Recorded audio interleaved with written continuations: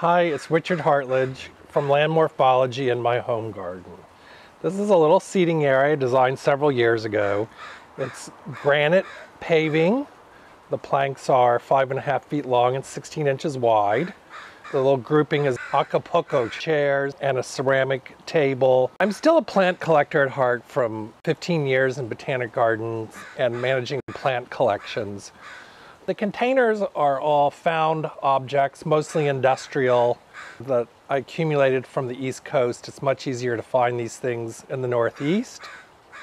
It's filled with a variety of miniature and standard size hostas, woodland plants, several hydrangeas, some rhododendrons, Solomon seal. It just makes for a very comfortable place to spend an evening with friends.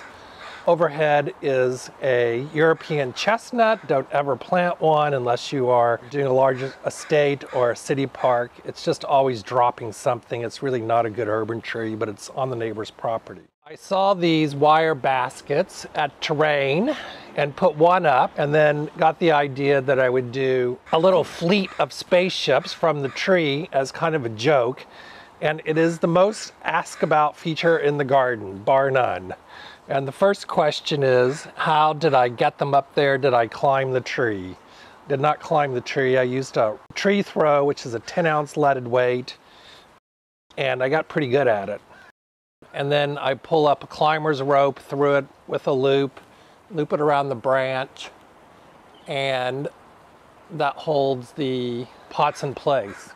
Last week I took a vacation and I unpotted most of them because they are in cocoa and burlap liners, and freshened up the soil and repotted them all. The liners only last about 2 or 3 years. The other thing is they're all hardy plants.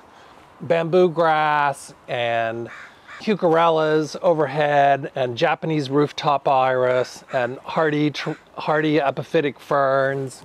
Here's one here. Every spring I fertilize them with Osmocote, and then I fertilize them through the course of the growing season with Miracle-Gro, as I do with all the containers.